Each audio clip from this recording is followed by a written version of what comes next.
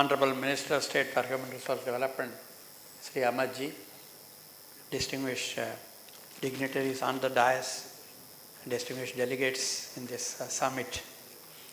Good morning to all of you. As we stand on the threshold of a new era, which is not only driven by knowledge, trained human resource holds the key, but not only for development, national development, business competitiveness, or even national security. There is no question on this. Everybody recognizes this. Have you ever wondered what is the biggest challenge which is going to be faced by the educationists in the coming years? Across the world, not only in this country, across the world. In my view, it is going to be the faculty shortages.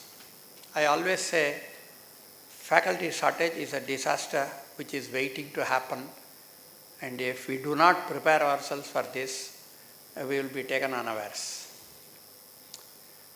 Education stands on three legs: the students, the teachers, and the infrastructure. If there are no students, of course, you don't have to worry about education. Now, the problems are not the same across the world. In much of the Western world, which are demographically poorly placed, they are getting a decreasing number of students in the educational age. The problem is one of getting enough students. We are already seeing some countries facing this shortage of good quality students, and some are waiting to see it in the next few years. It is going to happen, whether they like it or not. They have built a very, very enviable educational infrastructure. Over the last 100 years, maybe, many of the big institutions have infrastructures which are unbeatable by many other countries. Unfortunately, if there is a shortage of students today, it will lead to shortage of faculty, teaching faculty tomorrow, because today's student is the one which is going to teach tomorrow. And if you have a shortage in the students segment now, we are going to have a shortage of teachers in the coming years. And when there is a shortage of students and shortage of teachers, infrastructure can do very little. So they have become excellent candidates of being converted into a nice educational museum. There won't be education in those buildings. So this is one challenge for countries who are in the affluent, you may say that way. India is in a different bracket. As was mentioned a few minutes before, we have no shortage of students. We have too many of them. And in fact, the challenge for us is to ensure that everyone gets educated. Yes, it's a good ambition that every child is in the educational age, is also educated. We do have a problem in infrastructure. We know that the number of colleges, number of universities, number of schools, we fall short of the ideal numbers. The government of India had taken very ambitious steps, particularly in the last few years, where major initiatives have been taken to build additional infrastructure. New institutes are getting created, new universities are getting created, whole range of them. But the problem is building a new university is not building buildings. You have to have teachers. And even the existing institutions are run with 30%, 40% faculty shortages. And if you create more institutions, it's the same pool which is being hunted by many other institutions, and what we call as poaching takes place. Now, poaching is not going to solve any problem. It will only shift problem on one lap to another. So we do have a situation where even though the country has a demographic advantage in the coming 10 years, we may not be in a position to make use of this advantage in a very effective manner unless we have teachers in numbers matching with the number of students and an infrastructure matching with the requirements of the number of students to be educated. And this, unless all the three are done at the same time, we will find that 10 years down the line, we will have a problem. Now you will also recognize that the teacher of the 2020s is already in the school. He is not something which will be created in 2019. He is already in the school now and he is getting educated, and if you don't train him to become a good teacher, he is not available to you. In other words, what I am saying is, creating number of teachers is not an instant job. By sanctioning, by writing an order or wishing, you will not create a teacher. You have a decade of preparatory work to be done if you want a good quality teacher.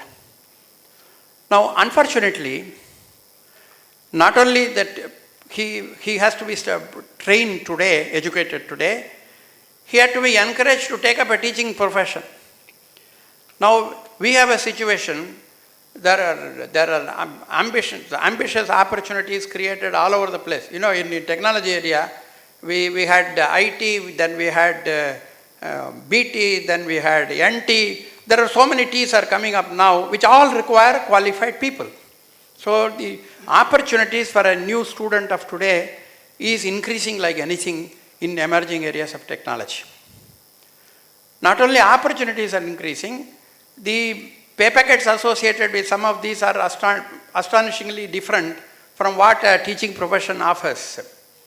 Standard, even though today's salaries are not bad for a teacher, but still they are much less than what a high-tech industry will offer. So there is even lesser driving for him to take up a teaching career. And then of course social pressures. No parent wants to see his son as a teacher. He would rather like him to be a CEO with a coat and tie and roaming around in a 5-star hotel and not in a university building. So you have a lot of problems in taking a student towards a teaching career. And on the other hand, we need good quality students in teaching career. If the leftovers of entering in the teaching career, you know what will happen to the education of your children. You need good quality teachers, means good quality students should opt for a teaching career. So we really have a challenge in this area. We used to have a similar challenge even in the area of R&D, research. Many of you might be aware, the major ambitious program of the Department of Science and Technology, INSPIRE, tries to identify close to 100,000 students who are good academically and encouraging them to take up higher education. Don't leave out, even if you get a good job in Infosys, don't take it. Go to PhD, go beyond research career, and even offer an assured research opportunity on completion of his PhD or any higher education. This happens in science and engineering. Now I understand that there is also an initiative today which tries to do exactly the same in the teaching arena.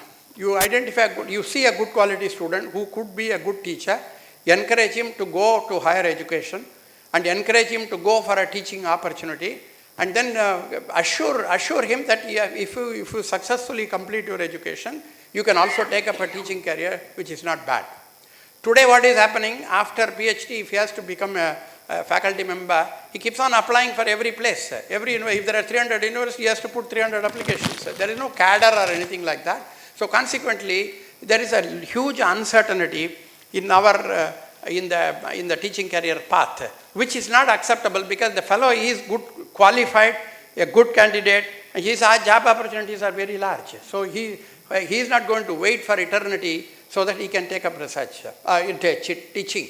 So we need to have new methodologies by which good quality students are identified early, who has a flair for teaching, and who are encouraged to take up higher education and encouraged to take up teaching as a career, and assure him that if he is good, he will not be looking around and filling forms. He will be picked up readily.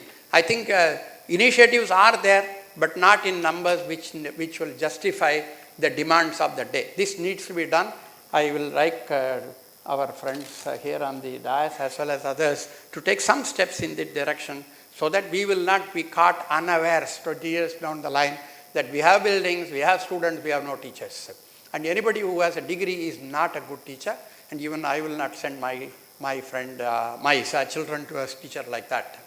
Now we even have more problems. In the areas, emerging areas, the formal structures have their own disadvantage. Our system says, if you are age 17, you must know this much. If you know more than that, not wanted. If you know less than that, you are declared a failure. Now when you see a 10-year-old becoming a certified network engineer, which teacher taught that girl and made her a certified network engineer at the age of 10 needs to be examined. And are there provision for such unusual career opportunities or educational opportunities which does not fit in the standard formula? It doesn't exist today in our system. That again requires a new kind of teachers.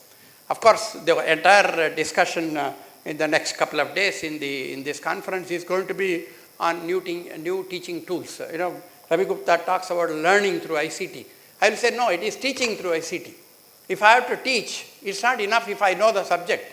I must know how to teach to the youngster sitting on the other side of the table, and what are the new tools which are available today, which was not available when I was in the school. But I cannot keep on teaching the same thing. What I learned, I can't dish out. I have to make use of the new tools which are emerging today, and conferences like this will give that, but the teacher should be involved in a much more aggressive manner in making use of these tools. So my conclusion on the overall scenario is that we are putting sufficient attention or improved attention on the two legs of the stool, that is the students and the infrastructure.